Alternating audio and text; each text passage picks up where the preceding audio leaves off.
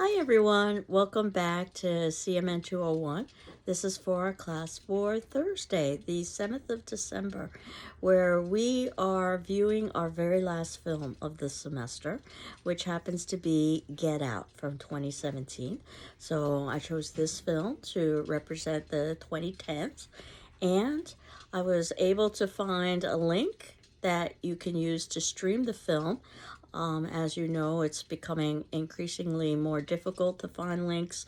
So if you have a link that's in any way better than the links that I've been providing, so that students can stream for free, please let me know.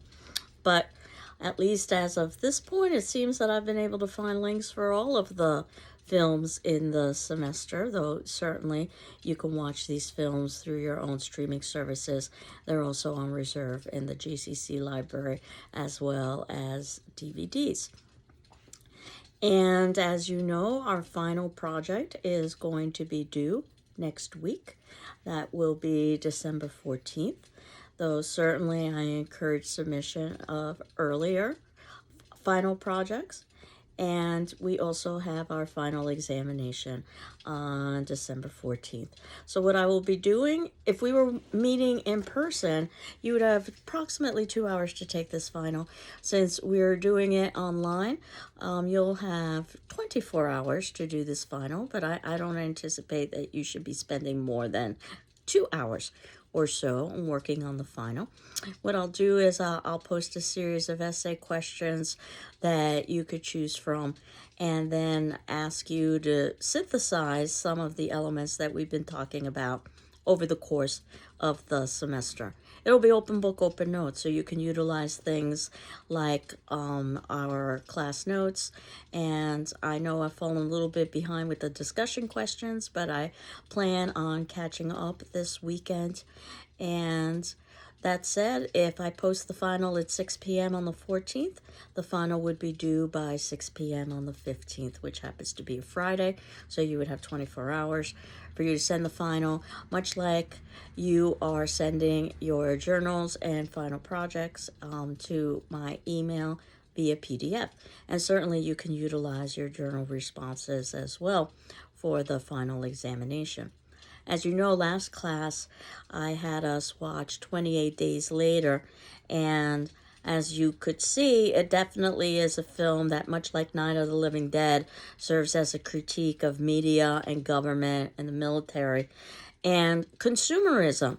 You notice all of those images of products that are now useless, all of the billboard images. In some ways, it's almost like two films. There's the first with the actual rage virus, and then the second film where the survivors end up in a military complex.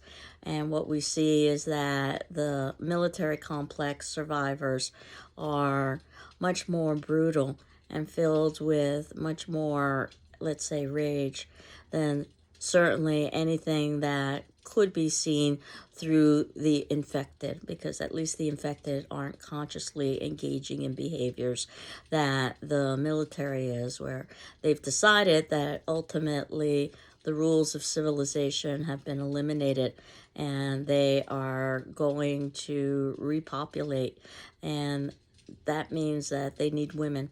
And that is one of the major elements of the film, is how women are treated. So if you're still looking for final project topics, perhaps you might want to talk about gender in a or several of the films we've talked about, where at the very ending, Jim, we're not even sure if he's infected or not, which goes to show how one can cross the line into rage.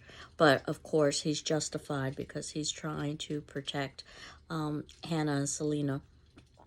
And the initial ending of the movie ended with basically Jim, Hannah, and Selena trying to crash through the grates. And we have an ambiguous ending. Basically, the director, Danny Boyle, had run out of money. That said, he was able to get some additional financing, so they added on to the film. And I think it's important what they add on. If you note, the first word in the film that's stated is hello. And then, of course, at the very ending of the film, where they are signaling the plane overhead, what they're using are sheets and bed cloths and other materials to create a kind of SOS sign. But instead of SOS, it also says hello.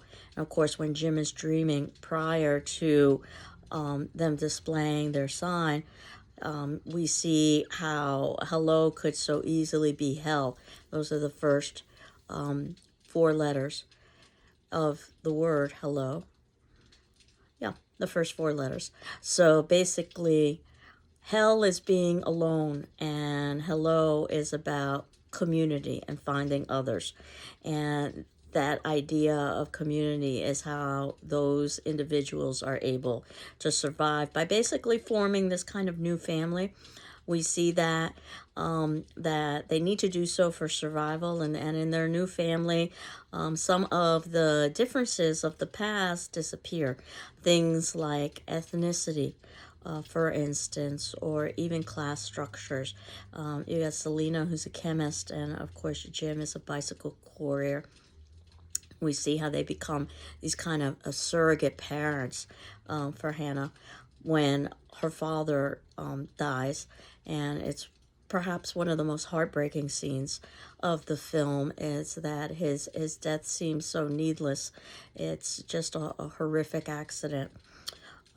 That said, there's one of my favorite scenes in the film that you might have noticed, is that when the survivors leave basically the cities and they go into the countryside, the countryside is flourishing. This is not the ending of the world. This might be the ending of humanity, but the ending of humanity does not necessarily mean the ending of the world. But we tend to be very human centric when we think about existence, and they're watching in awe as there are these wild horses that are running. And you may or may not have noticed that the horses are black and also white. And I think that's a commentary, too, on the idea of Jim and Selena being able to form a union, Jim being Caucasian and Selena being black. If nothing else, maybe what this film shows is that quarantine is effective. The way the film ends is the assumption that there is some sort of society or order or structure, hence airplanes flying in the air, and that hopefully the survivors will be saved. There is a sequel that comes out that came out for this film 28 weeks later. That said, I don't necessarily recommend this sequel. It doesn't live up to the quality of 28 Days Later. I know that there were discussions prior to COVID to do yet another sequel, and that would have been 28 months later. I really don't know what the status of that happens to be. And our last film, Get Out, and this might be a place where you might want to stop the video, watch the film, and then go back, because our next class is going to be the final exam, so I'm not going to really be able to give additional commentary about the film. So if that's the case, we're at minute 8:30 or so. Okay. So if you did stop the film, we're back again, and I wanted to talk about Get Out from director Jordan Peele. Jordan Peele, known for his comedy work before he's moved into working with horror film. He's done several films since then, all excellent in my opinion, all very different. He's done Us, and he's also done Nope. And he went to Sarah Lawrence College with a major in, of all things, puppetry. He ended up leaving to form a comedy improv group, and then he became a horror director, something that was his dream since he was 13. He has a very literary take on horror film, and it basically inspired me to devote the theme of this class to horror film because of this particular film. I remember seeing it for the first time in theaters and being so impressed that basically when I left the theater, my first response was, I've got to find a way to incorporate this film into a class.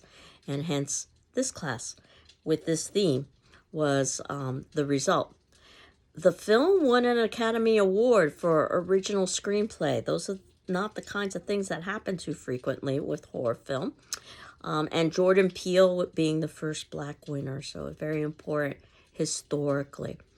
He created his own production company called Monkey Paw Productions. And if you know anything about the English ghost story, A Monkey's Paw, from W. W. Jacobs, then you'll know where he took the word monkey paw from. It's a 1902 short story that we talk about in my Gothic literature class, actually. And I recommend that if you like to read horror and ghost stories, that you read the story. And right from the very beginning, one of the things that's always impressed me about this film is that each time I watch it, there's new nuance of meaning. It does remind me of a piece of literature. The main title track, for instance, just listen to the musicality of it. It's a song called Listen to the Elders in Swahili, which is, of course, an African language. And the lyrics are trying to basically warn Chris about what's going to happen. Notice that Chris's best friend does the same.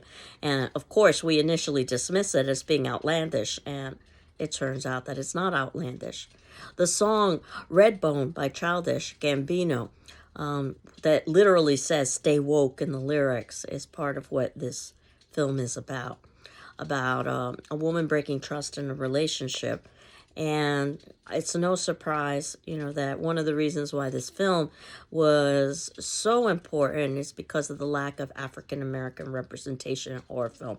I think Jordan Peele is changing that.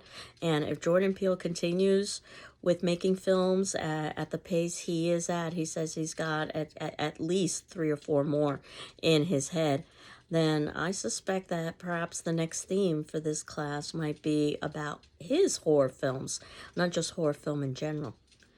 And if you've seen any of the interviews that he's given, he talks about that the inspiration was for this film was commenting on 2010's racism.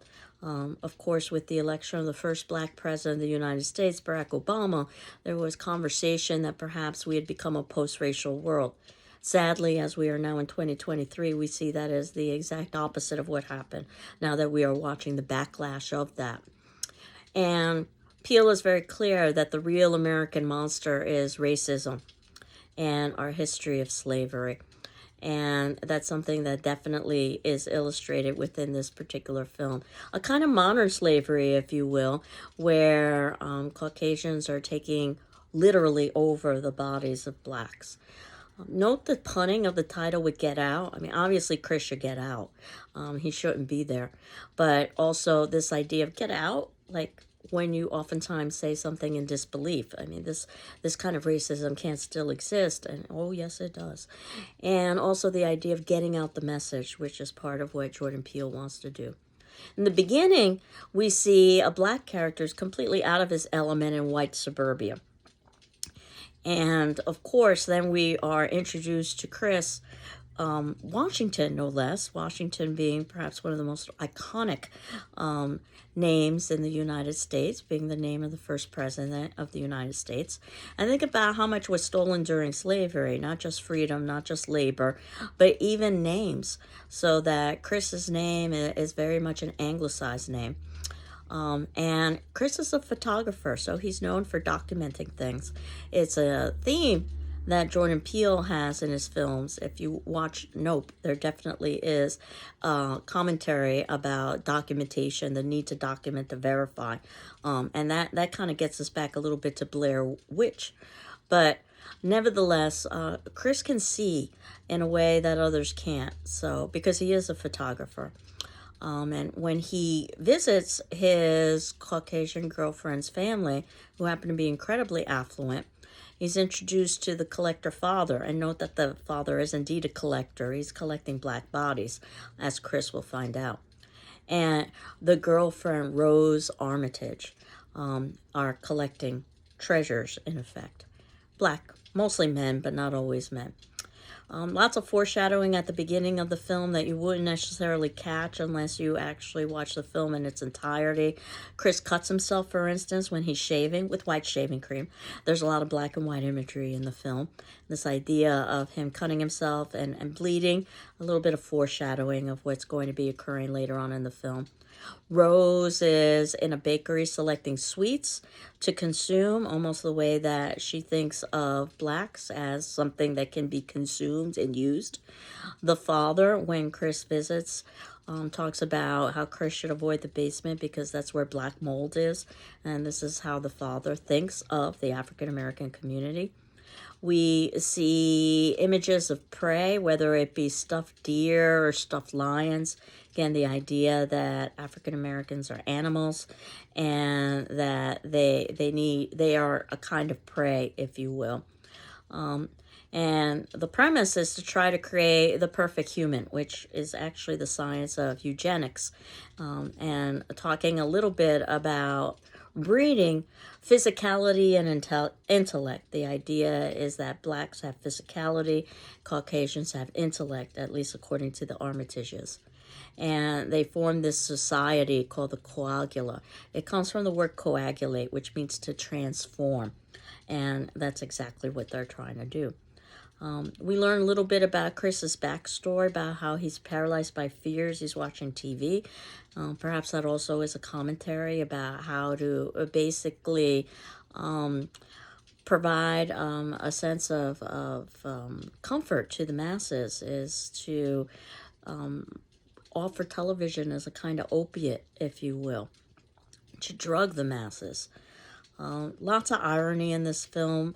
For instance, one of the ways that Chris is able to escape from hearing this terrible message is by putting cotton in his ears that he's able to obtain from the seat that he is tied into.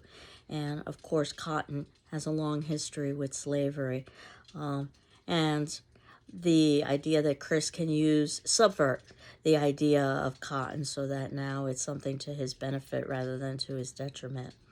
The sunken place, that symbolism has probably gotten the most scholarship, is that this is the place of marginalization and oppression, that all people of color and all disenfranchised experience, but especially the black community. There is a certain level of poetic justice, though, where Rose dies alone on the street. Notice that when Chris is strangling her, if you are familiar with the play Othello by William Shakespeare, which happens to be the story of a black Moor, a dark-skinned individual who marries the white Desdemona, a light-skinned individual, and the racism that results because of it. And spoiler alert here with Othello, it is a tragedy. It ends badly. Basically, Othello ends up strangling Desdemona, believing Desdemona has been unfaithful to him when she hasn't been.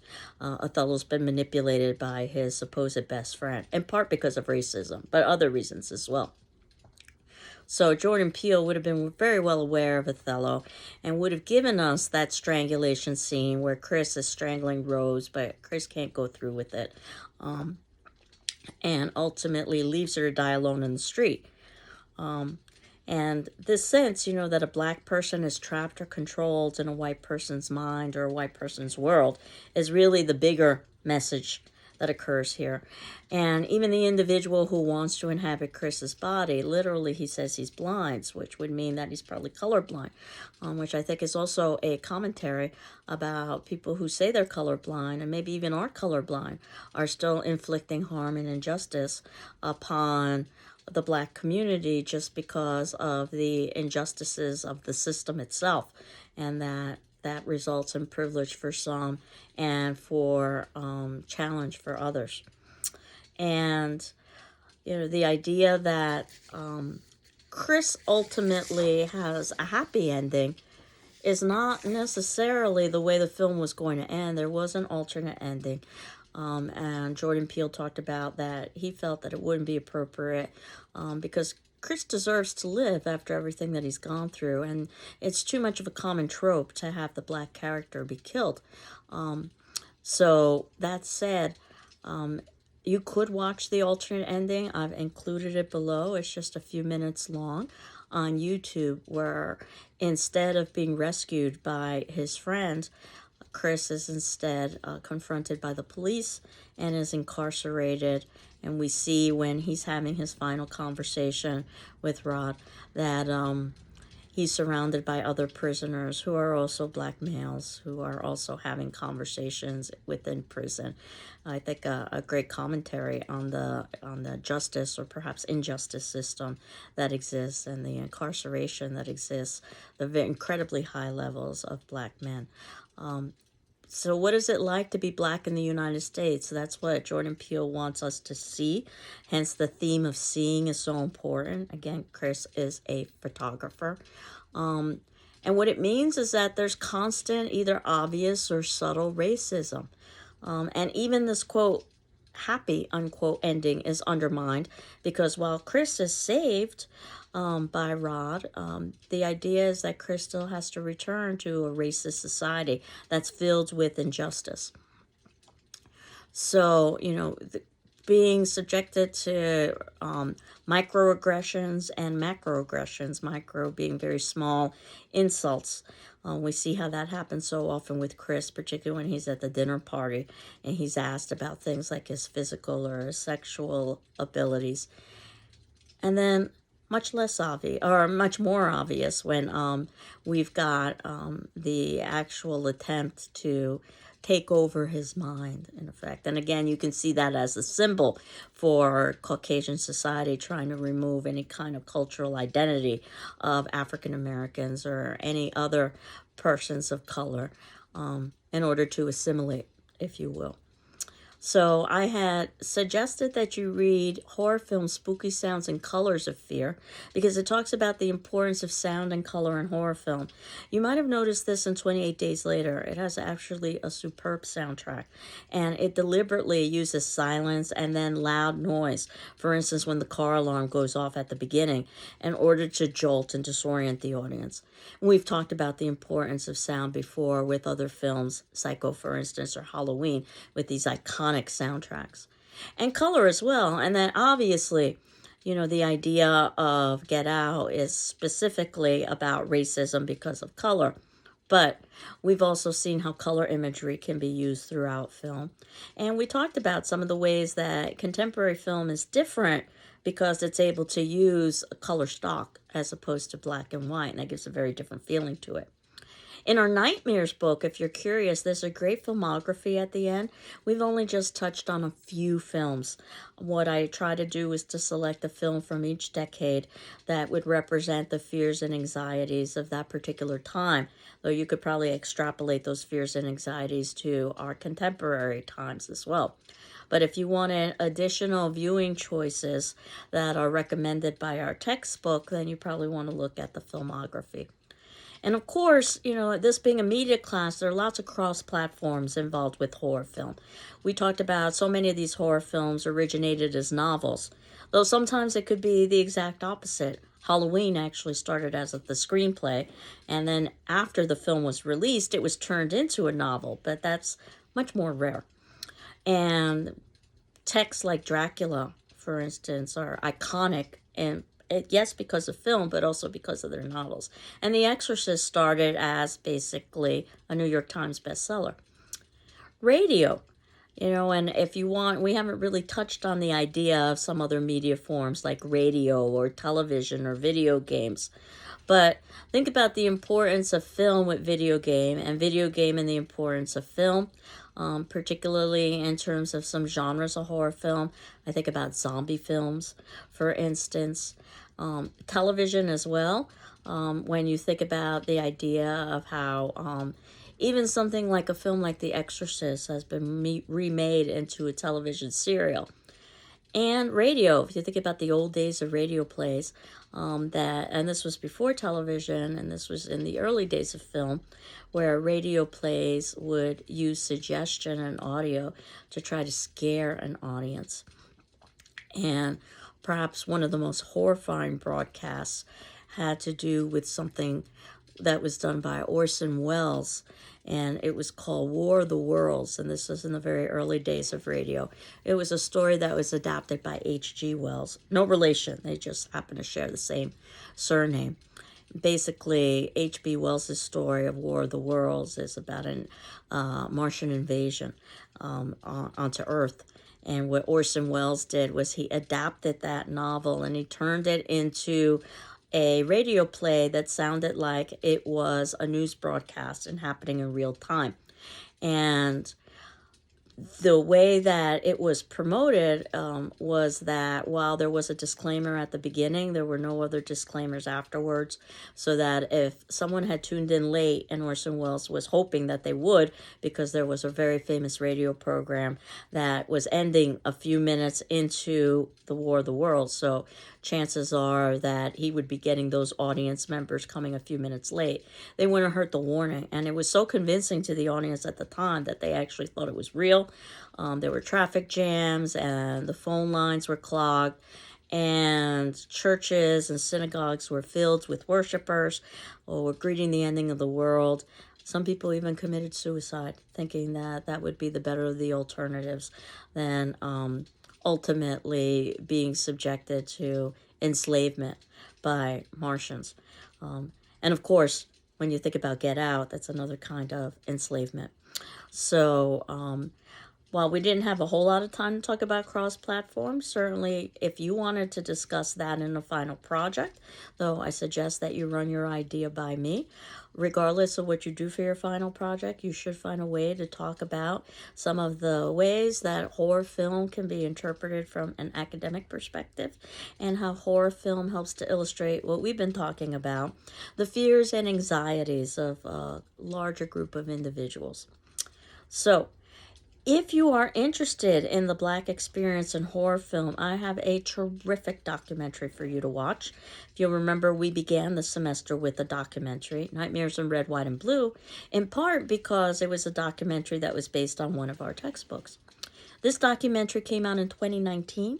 It's an hour and 23 minutes long. You're not required to watch it, but I do recommend it. And it talks a little bit about the Black experience in horror film. And it does talk about Get Out, as well as other films such as Night of the Living Dead, which we had talked about is so seminal because we've got a Black hero and completely upsetting some of the expectations of the time. And then his brutal killing that in some ways is reminiscent of police brutality. So that leaves us with our last attendance question. As I said, I've fallen a little bit behind with the attendance questions, but I will be catching up, as well as returning any outstanding journals I have to you. So the attendance question would be due Saturday the 9th. And the question is basically a way to summarize the entire semester. What film of the semester did you find to be the most significant, and why? What film of the semester did you find to be the most significant, and why? So, I hope you're doing well. I'm doing well, and we will continue on next class with our final examination. Take care. Bye-bye.